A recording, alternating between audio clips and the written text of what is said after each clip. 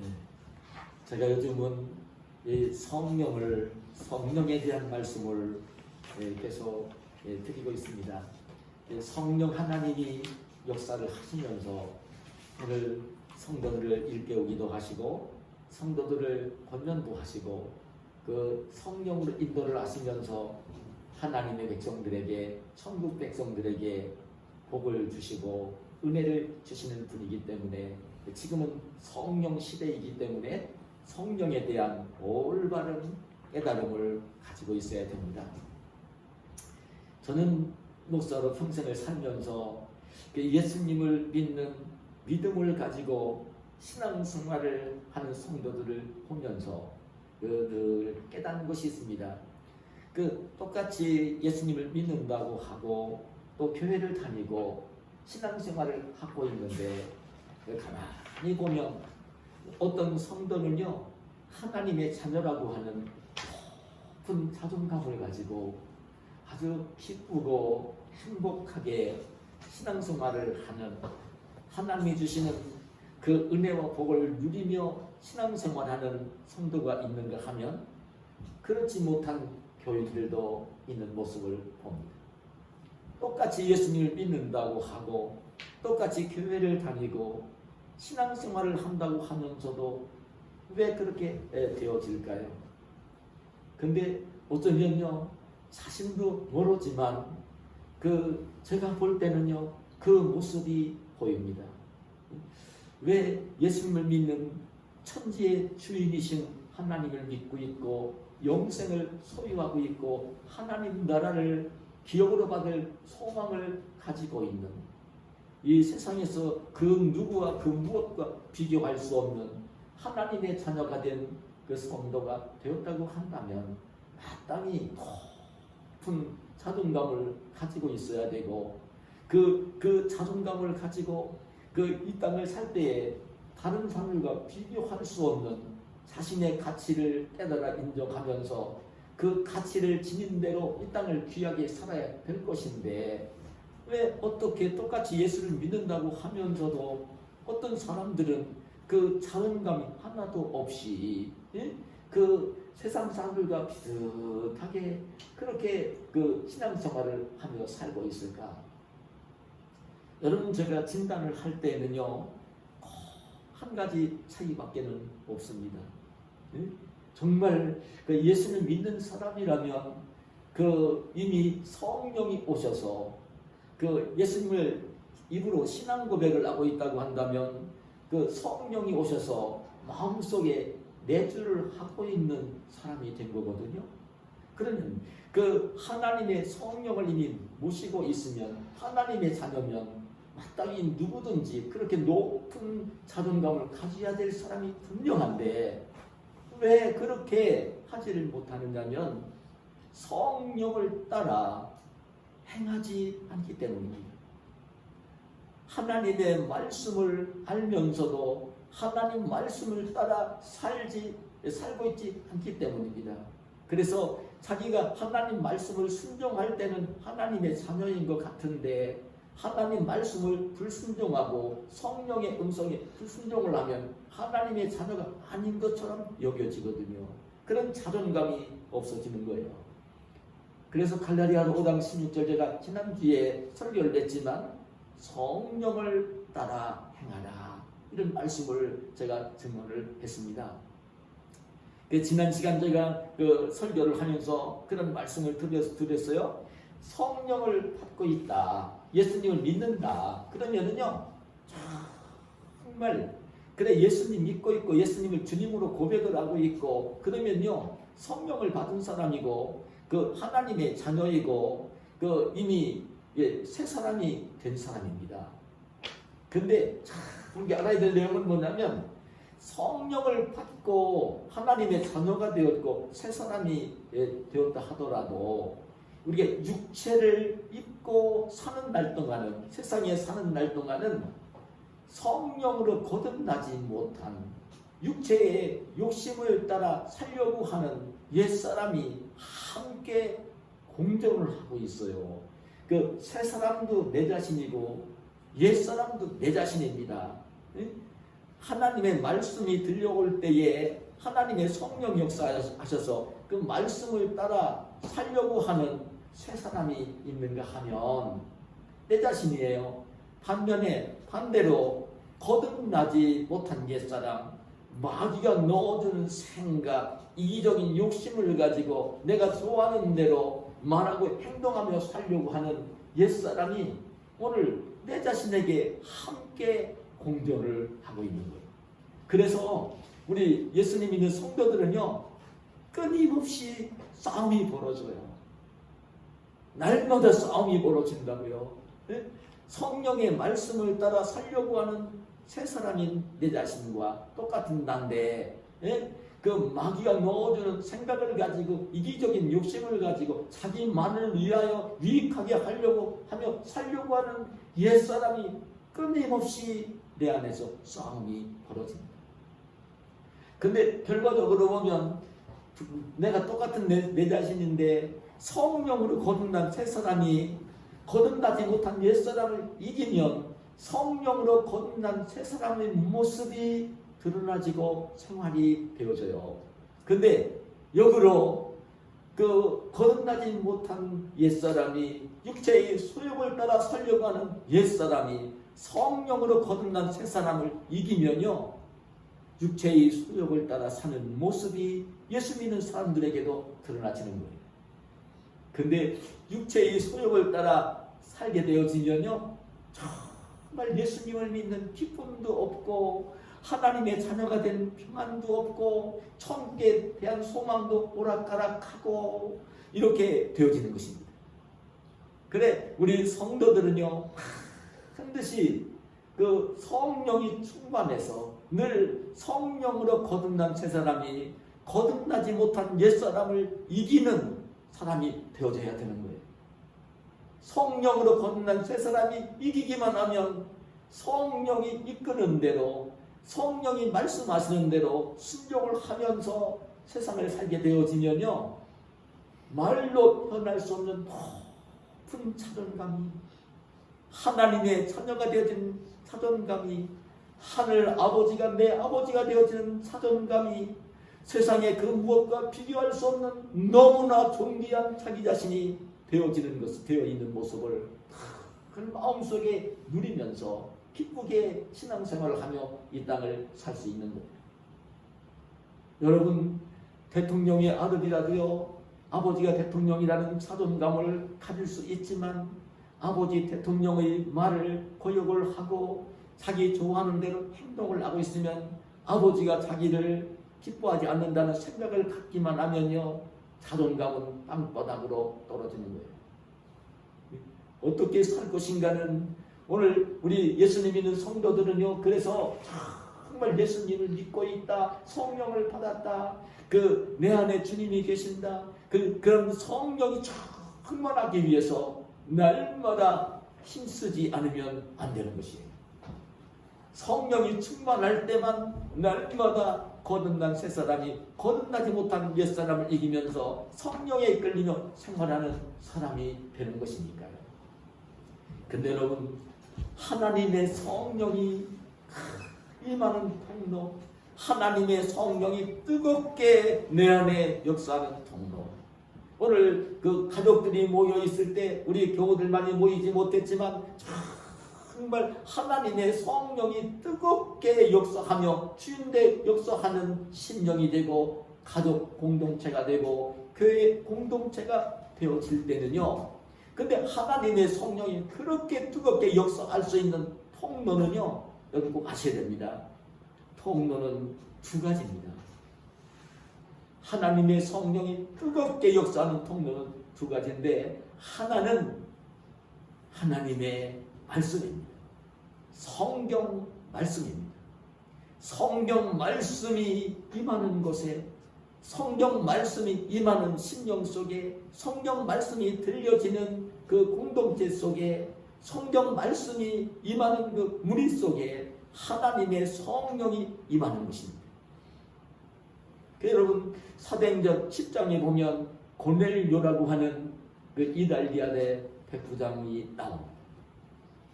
여러분, 그 고넬료는 로마의 백부장입니다. 로마의 장교입니다. 그 당시 이스라엘 나라를 로마가 지배를 하고 있었고요. 로마에서 총독을 파송해서 이스라엘 나라를 다스리고 있었고요. 총독만 파송을 한다고 다스려지는 게 아닙니다.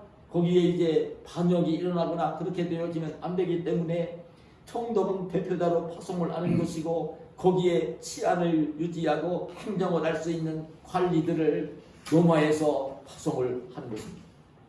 그리고 유대인들 가운데서도 또 이제 선별을 해서 이제 자기들 말을 잘 듣는 사람들을 관리로 채용을 해서 나라를 다스리는 거예요.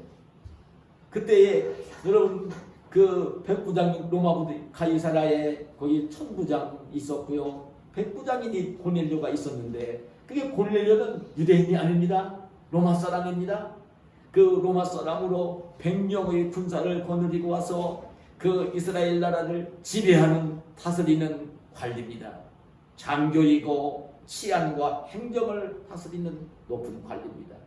총독 밑에 천부장이 있었을 것 같고요. 천부장 밑에 가장 높은 관리들이 백부장입니다. 근데 이 고넬료는 로마 장교이면서도 이스라엘 나라를 관리로 통치하러 와서 생활을 하면서 유대인들을 통해서 하나님에 대한 말씀을 듣고 유대인들이 하나님을 경외하는 모습을 보고 이 고넬료가 하나님을 알게 되었고 하나님을 경외하는 사람이 되었습니다. 아직 예수님을 알지를 못하지만 하나님을 잘 경외하는 아주 선량한 착한 고넬료가 되었어요. 그래 날마다 하나님께 기도를 하고, 그리고 그 높은 관리이면서도 하나님을 알게 되었기 때문에 그 어려운 백성들, 가난한 백성들을 잘 구제하고 돌보는 그런 아주 선한 관리가 되었습니다. 그런데 아직 예수님을 알지를 못합니다. 그런데 어느 날 이 고넬료가 하나님께 기도를 올리는데, 그 하나님이 이제 오실 때에 그 고넬료가 온전히 구원을 받기 위해서는 정말 하나님이 보내신 독생자 예수 그리스도를 믿어야 될 것이거든요. 그렇기 때문에 기도하고 있는 이 고넬료에게 하나님이 천사를 보내서 사자를 보내서 부탁을 합니다. 야 고넬료야, 지금 내가 지금 머물러 있는 이 가이사랴에서 지금 이제 남쪽으로 조금 더 내려가면 그 해안가에 요뻐라고 하는 곳에 베드로라고 하는 사도가 와 있을 것이다. 베드로 사도가 그때 순례를 하면서 복음을 전하다가 요빠에 갔을 때였던 것입니다. 요 베드로를 청하라는 것입니다. 그래 고넬료는 천사의 내방을 받고 자기가 아끼는 신하와 종들을 그 지금 베드로 사도가 머물러 있다고 하는 요바로 베드로 사도를 불러오도록 보낸 것입니다. 근데 하나님은 참 얼마나 정확하신 분이냐면, 그때의 이 베드로 사도가 요바에 머물고 있었다가 자기가 머물러 있는 곳은 아니지만 기도를 하러 옥상에 올라가서 기도를 하는데 하나님이 또 이 베드로에게 환상을 보여주시면서 일깨우시는 거예요. 그러면서 지금 이제 너를 청하는 사람이 올 건데 따라가라는 그 하나님의 성령의 음성을 듣는 것입니다. 그런 가운데 요바에 머물러 있던 이 베드로 사도가 지금 고넬료가 보낸 종들과 하인들을 따라 지금 요바를 떠나 백부장이 살고 있는 집으로 가게 된 것입니다. 고넬료의 집으로 간 것입니다. 근데 고넬료는 그때 자기 가족들을 다 모아놨어요. 우리 큰아들 가족들이 지금 다 모였는데 다 모아놨어요. 그리고 자기 집에서 부리는 종들도 하인들도 다 불러 모아놨어요. 그리고 거기에 이제 정말 그 가까운 친척과 친구들도 자기 집에 불러 모아놨어요.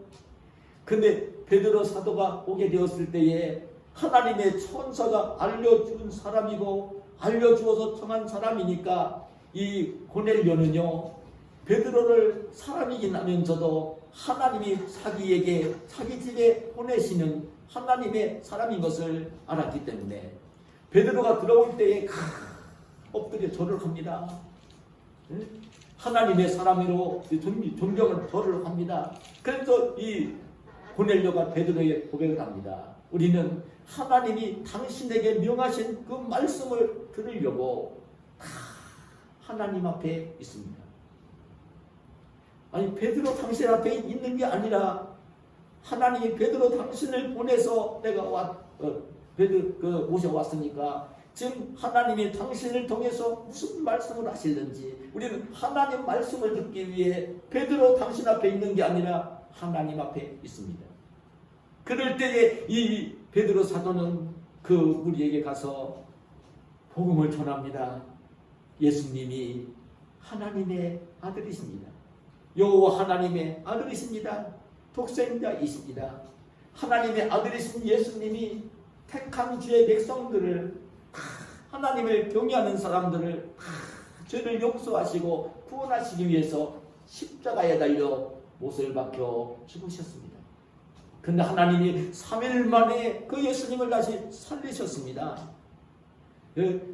누구든지 예수님을 믿기만 믿으면 죄를 용서받고 구원을 받고 하나님의 자녀가 되어집니다. 설교는 내용이 바로 그 설교였습니다. 베드로 사도가 그 설교를 하고 있는 말씀을 전할 때에 지금 말씀을 듣는 모든 무리 속에 성령이 임하게 되었던 것입니다.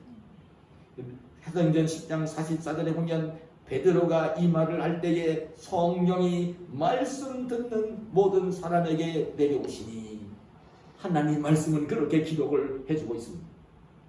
놀라운 일입니다.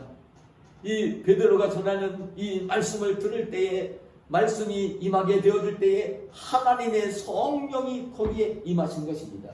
그러면서 성령이 임하게 되었을 때에 바로 그 자리에서 고넬료와 가족들과 종들과 하인들과 친지들이 다 세례를 받으면서 구원을 받았던 것입니다.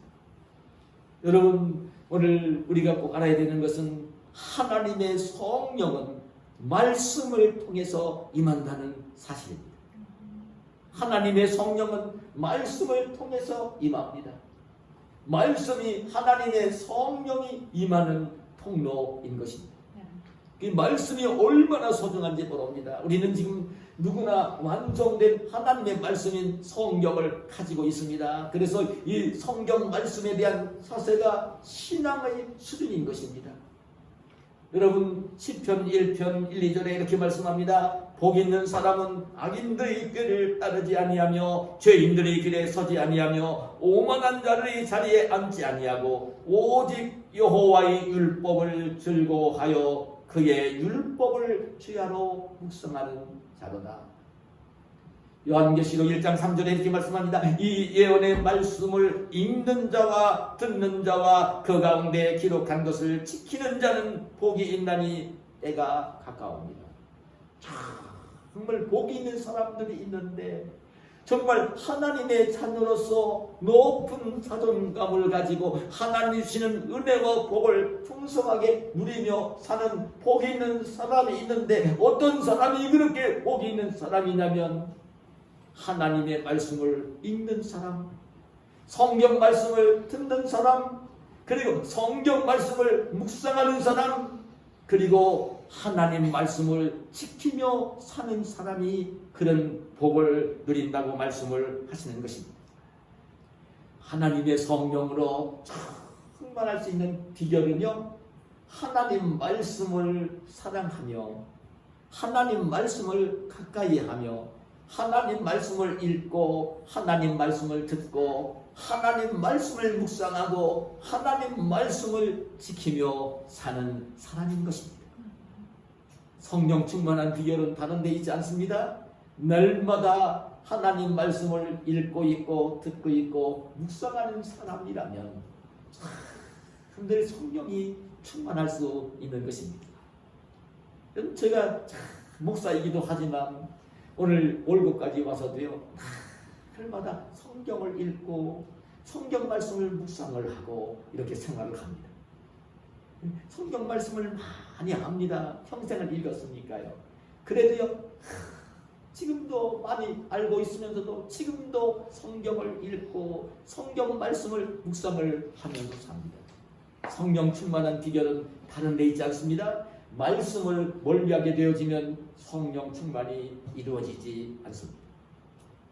그리고 또 한 가지, 하나님의 성령 임하시는 통로가 또 하나 있는데, 하나님의 성령은 어떤 통로를 통해서 임한다면요, 우리 예수님 믿는 사람들이 기도할 때에 기도를 통해서 하나님의 성령이 임합니다. 기도하는 자에게 성령이 임합니다. 기도하는 사람이 되어서 기도할 때 성령이 임하십니다. 예수님의 이름을 부르며 하나님의 이름을 부르며 성령의 인도하심 속에 기도하는 사람에게 하나님의 성령이 충만하게 임합니다. 우리 예수님 믿는 사람이라고 하더라도 예수님을 하나님의 아들로 주님으로 알고 있고 믿는다고 하더라도요, 기도하지 않으면요 성령이 충만하지 않아요. 아셔야 됩니다. 기도하지 않는 사람은 성령이 충만할 수가 없습니다. 기도할 때만 성령이 충만해집니다. 제가 쉽게 말씀을 드리면, 여러분 예수님이 십자가에 달려 죽으시기 전에 오순절 성령이 임하시기도 전에도 이 베드로가 가이사랴 빌립보에서 신앙 고백을 합니다. 예수님 묻지 않습니까? 너희는 나를 누구를 하냐 물었을 때 베드로가 무슨 고백을 합니까? 마태복음 16장 16절에 보면 주는 그리스도시요 살아계신 하나님의 아들이시니이다 고백을 합니다. 예수님을 주님으로 구원주인 그리스도로 살아계신 하나님으로 알고 믿고 있는 것입니다.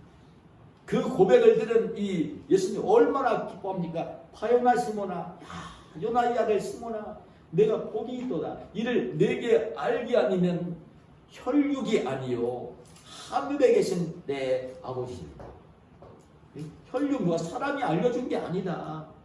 어떤 사람이 알려준 게 아니다. 하늘에 계신 내 아버지께서 알려주신 것이다. 성령께서 알려주신 것이다. 성령으로 지금 너에게 그렇게 알게 해주신 것이다. 그리고 고백하게 하신 것이다. 이 베드로가 착한 신앙 고백을 한 것입니다. 그 고백을 듣고 나서 예수님이 그렇게 기뻐하시면서 너는 시몬의 이름을 베드로로 고쳐주면서 너는 베드로라 이 반석 위에 내 교회를 세우리니 음부의 권세가 이기지 못하리라 기뻐하시며 칭찬하시며 그 베드로의 신앙 고백 위에 예수님 몸된 교회를 세우겠다고 선언을 하신 것을 보는 거예요. 성령을 받았어요. 저는 이 우리들 가운데 가룟유다 빼놓고 나서는 11사도가 이미 성령을 이미 받은 것입니다. 예수님을 알아보고 예수님 주님으로 알아보고 예수님을 그리스도로 알아보고 살아계신 하나님의 아들로 믿고 따르고 있었던 것입니다. 그런데 참 안타까운 일이 벌어지지 않습니까? 예수님이 십자가에 못 박히시기 위해 대제사장 장로들이 보낸 무리에게 붙들려갈 때에 어떤 상황이 벌어집니까? 지금 가룟유다는 예수님 팔고 와가지고 잡으러 온 사람 데리고 왔었고요. 11명 제자들 예수님을 따라 겟세마네 동산에 같이 갔었습니다. 근데 예수님이 잡히니까 붙들려 가니까 아무리 봐도 이제 관리들이 보낸 그런 무리들이 와가지고 예수님을 잡아가니까 아무튼 잡혀가는 예수님을 보니까 잘 될 것 같지 않아요. 어려움 당할 게 너무나 분명해요. 그 예수님을 따라가면 자기들한테 유리할 게 하나도 없고 자기들한테도 어떤 어려움이 올 게 너무나 분명해요.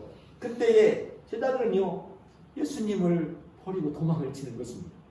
베드로는요 멀찍이 따라갔다가 대제사장 집에서 그 대제사장 앞에 신문을 받고 있을 때에 하인들이 묻는 너도 예수와 함께 있었다고 하는 여종들의 그 이야기를 들으면서 예수님 알지 못하는 사람이라고 3번씩이나 부인을 하는 베드로의 모습을 보는 거예요.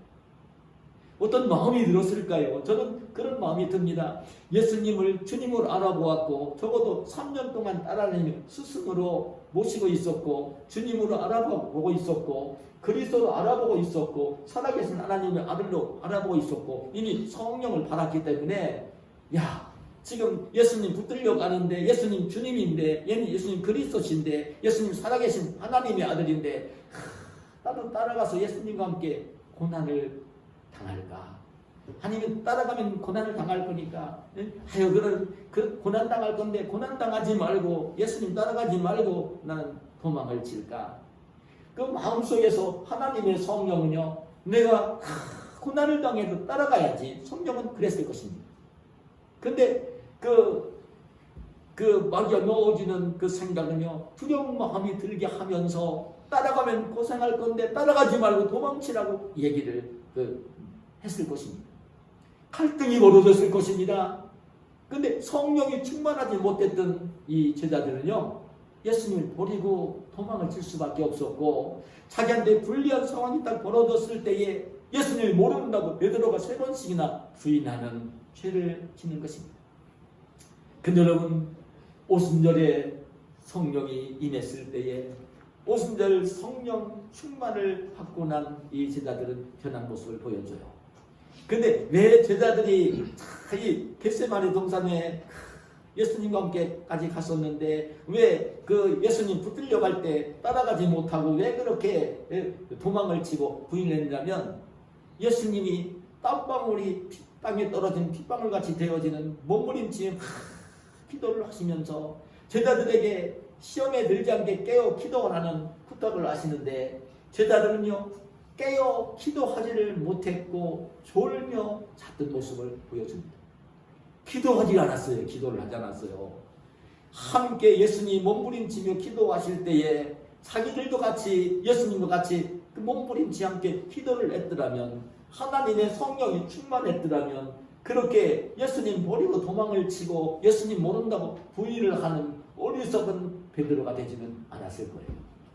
그런데 오순절 성령이 충만하게 임했습니다. 근데 오순절 성령이 임할 때에 어떻게 했느냐면요, 이 사도들이 사도행전 1장 13절 14절에 보면 예루살렘을 떠나지 말고 아버지의 약속하신 것 성령을 기다리라고 하는, 승천하시기 직전에 마지막으로 제자들에게 부탁하시는 이 말씀을 순종하면서 제자들이 뿔뿔이 흩어지지 아니하고 예수님과 함께 마지막으로 저녁 식사를 나누시던 그 자리, 마리아의 다락방, 마가요한의 다락방에 함께 모였어요. 11사도가 다 같이. 그리고 거기에는 예수님을 따르던 그 예수님의 어머니 성모 마리아, 글로바의 아내 마리아, 그 여인들도 함께 모였어요. 그 무리가 한 120명쯤 되었어요. 그 무리가 함께 기도에 힘썼어요. 오로지 기도에 힘썼어요. 그렇게 했을 때에 오순절이 되어 하나님의 성령이 충만하게 임했던 것입니다. 성령을 충만히 받은 이 사도들은요, 겁이 없었어요. 겁이 없었어요. 죽는 게 두렵지 않았어요. 지금 예수님 버리고 도망쳤던 이 베드로의 모습, 사도들의 모습이 아니었어요. 성령 충만을 받고는 똑같은 베드로, 똑같은 요한, 똑같은 안드레 그랬는데, 성령을 충만히 받고 난 뒤에는 그 예수님 버리고 도망치던 사도들의 모습이 아니라 성령이 충만하니까 성령이 말하게 하심을 따라 방언을 말을 하면서 예수님의 십자가 죽음과 부활을 하나님의 아들 되심을 증언한 것입니다.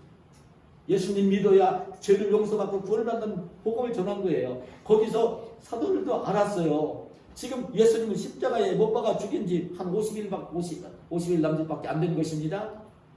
지금 한 달 남짓 지난 것입니다. 생생하게 예수님이 못 박아 죽인 무리들이 지금 다 있는 자리입니다. 오순절에 모이긴 했지만 거기에 성전 예루살렘이기 때문에 대제사장 장로들 다 모인 자리입니다. 명절에 많은 모인 자리입니다. 예수님을 하나님의 아들로 증언을 하고 부활했다고 증언을 하고 지금 이제 승천했다고 증언을 하고 성령이 하다는 증언을 하면요, 예수님 십자가에 못 박아 죽였던 무리들이 자기들도 해칠 것이 너무나 분명하게 예상이 되어지는 그 상황이었어요. 알았어요. 사도들도 알았어요. 그때도 똑같은 상황이 벌어졌을 거예요. 야, 지금 성령을 충만히 받으니까 달라지긴 했는데 지금 예수님을 여기서 하나님의 아들로 내가 믿으니 하나님의 아들로 그 증거를 하면 나에게 불리한 것이 올 거야. 마귀는 그런 생각을 넣었을 거예요. 아무런 문제가 되지 않았어요. 사도들은 성령이 충만해서 성령이 말하게 하심을 따라 말을 하며 복음을 전하는 거예요. 그럼 예루살렘 초대교회가 세워진 거죠. 근데 아닌 게 아니라 그 뒤에도 사도들은요, 복음을 전할 때에 평안함을, 믿음을 가진 형제들에게는 존경을 받고 사랑을 받고 대우를 받았지만 아직도 예수님 십자가에 못 박아 죽인 무리들, 유대인들, 많은 이방인들에게는요 핍박을 당했어요. 죄종들 가운데 핍박을 당하지 않은 죄종들 없어요.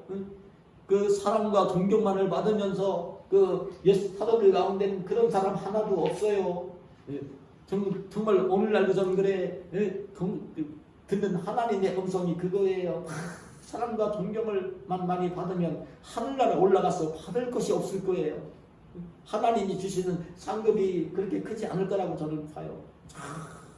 정말 눈물겹게 목숨을 걸고 하나님 부르심에 응답을 하며 성령이 충만해서 하나님 말씀을 전하고 그 죽은 영혼을 살려내고 지옥 갈 영혼을 하나라도 더 인도하려고 하는 열망을 가지고 복음을 전하는 하나님의 종들이 하늘나라에서는 가장 귀한 성급을 누릴 거예요.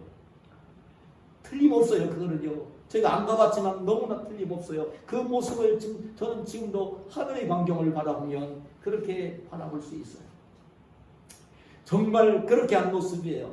그러니까 그때도 왜냐하면 근데 꼭 아셔야 되는 성령 충만은요, 한번 성령 충만을 받으면 끊임없이 이어지지 않아요. 한번 성령 충만 받으면 오늘도 성령 충만했으면 그냥 저절로 내일도 충만하고 모레도 충만하고 1년 뒤에도 충만해지는 게 아니라 하나님의 주시는 성령 충만은요, 마치 차를 운전하는 분들이 차를 끌고 다닐 때에 연료를 투입해야 되는 것처럼, 연료가 이렇게 소모되는 것처럼 세상을 살다 보면요, 이 성령 충만은요, 계속 공급이 돼야 돼요. 성령 충만은 한 번으로 끝나는 게 아니에요. 성령 충만은 계속 이어져야 되는데, 그러기 위해서는 말씀드린 내용처럼 하나님 말씀을 사모하며 읽고 듣고 묵상하는 생활, 그리고 끊임없이 기도하는 생활. 그래 사도들이 한 일이 그거예요. 하나님 말씀을 듣고 있고, 사도들은 성경을 기록한 사람이니까. 그리고 끊임없이 사도들은 복음을 전하다가 핍박이 오고 어려움이 오면 뭘 했느냐면요, 기도하는 거예요. 기도. 다른 사람이 볼 때는 저 가볍게 볼지만 기도하는 거예요. 기도. 사도행전 4장 31절에 보면 베드로 사도, 요한 사도가 그 성전 미문에 앉아 구걸을 하던 나면서부터 걷지 못하는 사람을 고치는 역사를 일으켰을 때에 예루살렘 성에 난리가 났어요. 저 예수의 이름으로도 베드로, 요한이 그런 사람을 고치니까 자기들보다 베드로, 안드레를 더 눈여겨보는 거예요. 시기하고 질투 바라보는 거예요. 근데 핍박이 임하는 거예요. 그래 예수의 이름으로 아무것도 하지 말라고 핍박을 하는 거예요. 그때에 사도행전 4장 31절에 보면 빌기를 다음에 모인 곳이 진동하더니 무리가 다 성령이 충만하여 담대히 하나님의 말씀을 전하며 함께 참 기도하는 모습을 보여줘요. 그랬더니 하나님의 성령이 충만하게 임했고, 박해가 막 오는데도 그거 신경 쓰지 않고 하나님 말씀을 전하며 복음을 전하는 사도들의 모습이 그려지는 거예요. 그렇게 복음을 전하면서 간 거예요. 바울 사도는 유럽까지 갔고요. 베드로는 나중에 그 팔레틴을 돌다가 로마를 갔고요. 마띠아 같은 사도는 나중에 가룟 대신에 재복귀를 해서 이제 채워진 마띠아 사도 같은 경우는 인도로 복음을 전하러 갔고요. 복음을 전하다가 순교를 했어요. 그냥 빼놓고 나서는요, 죽음이 오는데도 기뻐하면서 복음을 전하는 그 사도들의 모습을 보는 거예요. 오늘 우리가 꼭 알아야 될 내용이 그거죠. 우리 주님은 우리에게 지금 성령 충만하기를 원하시고 하나님의 자녀로 높은 자존감을 가지고 살기를 원하시고 하나님이 늘 의와 평강과 희락을 주시는 복을 누리며 살기를 원하시고 하늘나라 천국에 대한 소망을 다 밝게 바라보며 살기를 원하시고 하나님이 주신 복을 누리며 살기를 원하세요. 그렇기 때문에 원하는 건 뭐냐면 이런 말씀을 하신 거예요. 하나님 말씀을 사모하며 가까이 하기를 원하고 정말 깨어 기도하기를 원하시는, 제가 드리는, 지금도 주님은요 부활 승천하신 주님은 성령을 보내주시고 계시지만 하나님 보좌 우편에서 지금 무엇을 하고 계시냐면요, 로마서 8장 34절에 보면 누가 정죄하리요 죽으실 뿐 아니라 다시 살아나신 이는 그리스도 예수시니 그는 하나님 우편에 계신 자요 우리를 위하여 간구하시는 자십니다. 지금도 우리 예수님은, 부활 승천하신 예수님은 성령을 계속 보내고 계셔요. 성령으로 오셔서 역사를 하셔요. 그러시면서도 하나님 보좌 우편에 앉아 계시면서 무엇을 하고 계시냐면 우리를 위해 간구를 하고 계세요. 우리 예수님이 나를 위해 기도를 간절히 기도를 하고 계세요. 믿음이 떨어지지 않기를 위해 기도하고 계시고, 하나님의 사람으로 복을 누리며 살기를 원하시는 기도를 우리 주님이 하나님 보좌 우편에서 지금도 하고 계셔요.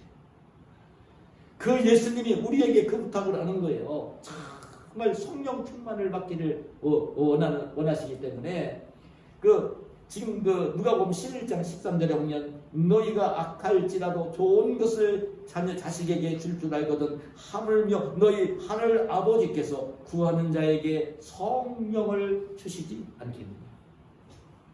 기도하는 자에게 성령을 주신다 말씀을 하시는 거예요. 그래 주님은 끊임없이 우리를 위해 기도하고 계시면서 우리를 향해서 기도하라고, 쉬지 말고 기도하라고, 항상 깨어 기도하라고 우리에게 기도하라는 말씀을 주님께서 하시는 것입니다.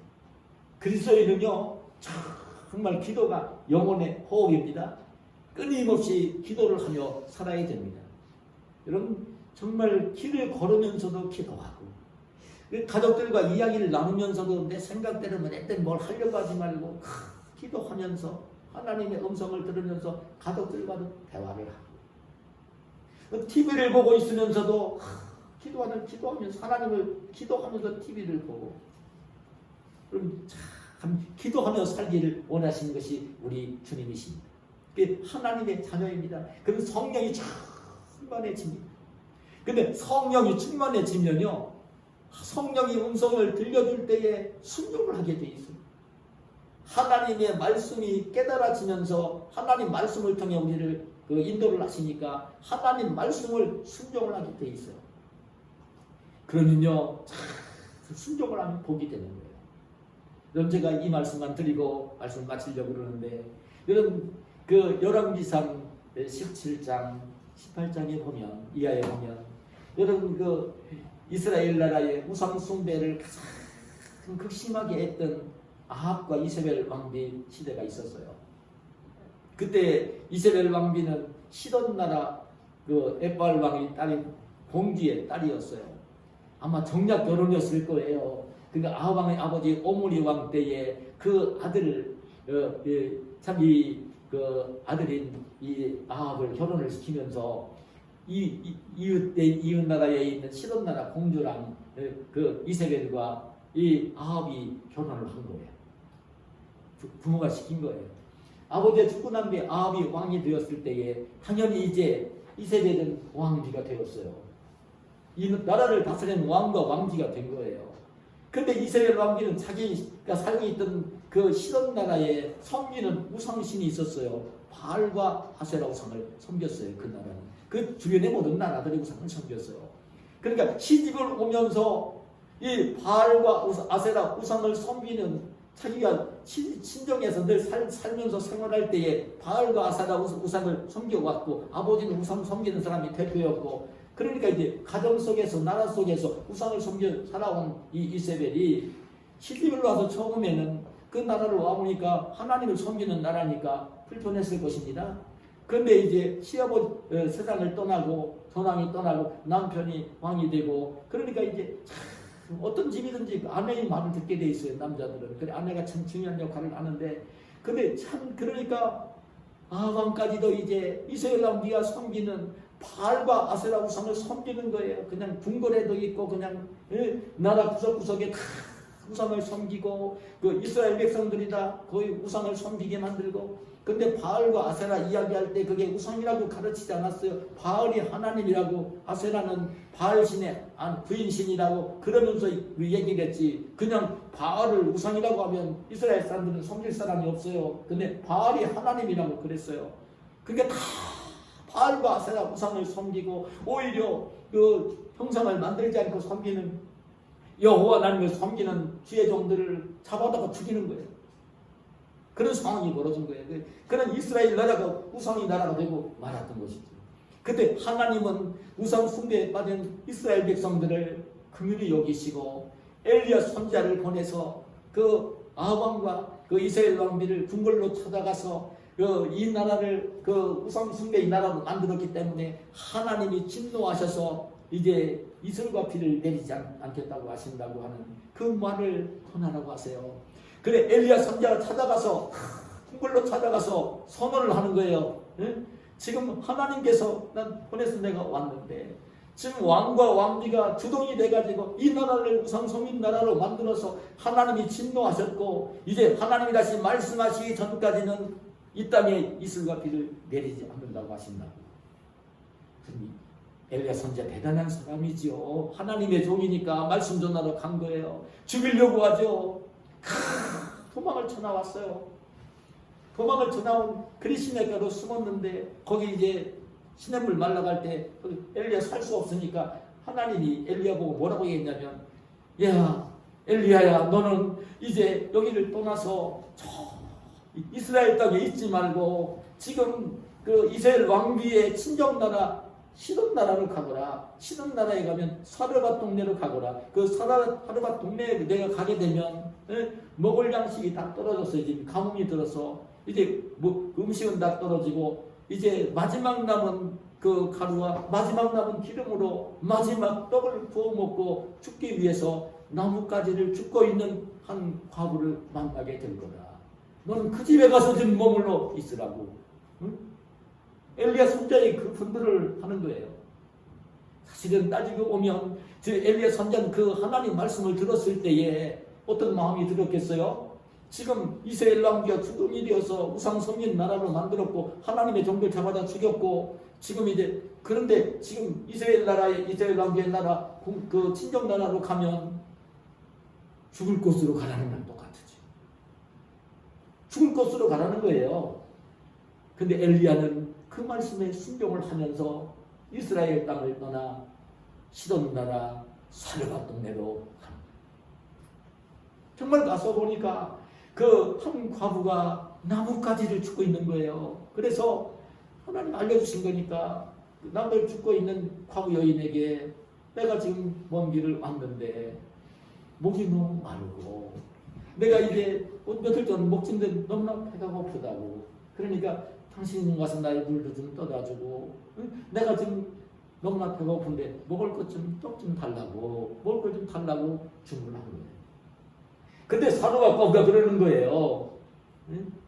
지금 가뭄이 들어서 우리 집에는 먹을 양식이 다 떨어졌고 그 가루를 담아놓은 통이 있는데 통에는 이제 가루 하나도 없고 마지막 남은 가루밖에 없고 그 가루를 가지고 떡을 만들 때 하는 그 기름도 병에 조금밖에 남지 않았고 그래 내가 이제 마지막 남은 이 가루와 마지막 남은 기름으로 떡을 구워 먹고 이제 아들과 함께 이제 먹을 게 없으니까 죽으려고 마지막 음식을 준비하기 위해서 나뭇가지를 줍고 있다고 얘기를 한 거예요.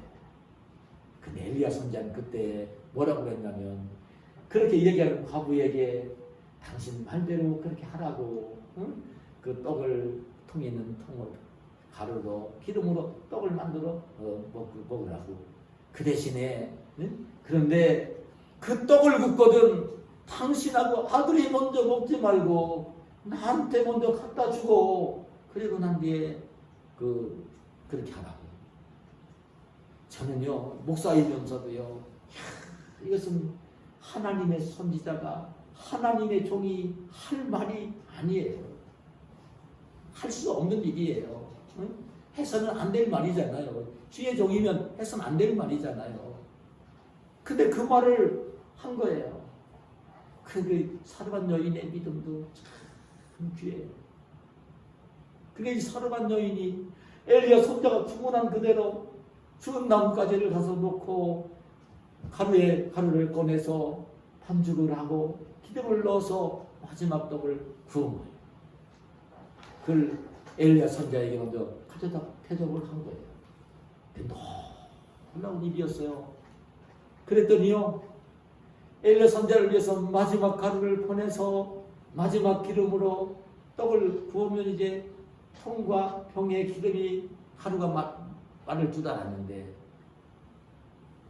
그냥 통에 가루가 있는 거예요.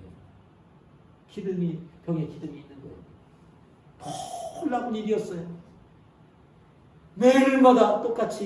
매일마다 똑같이 오늘도 내일도 그 다음 날도 똑같이 먼저 떡을 구워서 엘리야 선자에 갖다 주고 이제 그러고 나서 자기 떡을 또 구우면 아들과 먹고 그 다음 날도 또 없을 것 같은데 다시 떡을 구워서 엘리야 선자 대접을 하고 그리고 이제 떡을 구워 아들과 먹고 가뭄이 끝나는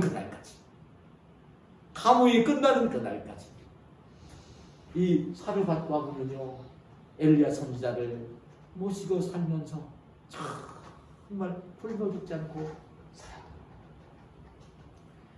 하나님의 성령의 음성이 들려왔을 때 그때 엘리야가 순종을 하면서 죽으러 가라는 말씀으로 들렸지만 말씀에 순종을 하면서 갔을 때에 엘리야 선지자도 살 수가 있었고 사르밧 과부는 엘리야 선지자가 찾아와서 자기 욕심만 부리며 하는 것 같지만 하나님의 종인 선지자를 통해서 하는 말씀이기 때문에 하나님 말씀으로 믿고 순종을 했을 때에 자기도 굶어 죽지 않고 아들과 함께 살 수 있는 하나님이 복을 주셨던 것이죠. 여러분 꼭 잊지 마세요. 오늘도 우리 하나님의 사람들은요 높은 자존감을 가지고 살아야 됩니다. 하나님의 자녀라고 하는 높은 자존감을 가지고 살아야 됩니다. 하나님의 백성으로 천국에 가서 기업을 누릴 백성으로 살아야 됩니다.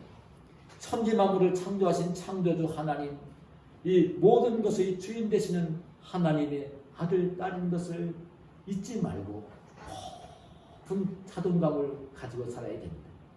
근데 이 자존감을 가지고 이 땅을 귀하게 사는 비결은 절대 다른 데 있지 않아요. 성령의 음성이 들려올 때에 성령의 음성에 순종하면서 그대로 생활을 하는 거예요. 근데 성령의 음성이 들려올 때 늘 그 성령의 음성에 순종할 수 있는 비결은 다른 게 없어요. 오직 성령 충만인 것뿐이에요. 성령 충만하지 못하면 성령의 음성이 들려와도 하나님의 음성, 하나님 말씀을 무시하고 마귀가 넣어주는 생각을 가지고 자기 욕심을 가지고 말을 하고 행동을 하게 되어 있거든요.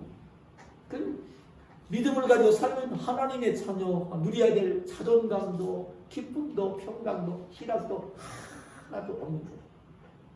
오늘 하나님의 자녀인 것을 깨달으면서 늘 성령 충만하기를 힘쓰면서 거듭난 이 새 사람 속 사람이 거듭나지 못하는 옛 사람을 다 이기는 그런 사람이 되어서 성령의 음성이 들려올 때마다 순종을 하면서 하나님이 말씀하신 대로 일해 가시는 분인 우리가 알고 있으니까 하나님이 약속하신 축복을 누리면서 이 땅을 귀하게 사시는 저와 여러분이 되시기를 예수님의 이름으로 축원합니다.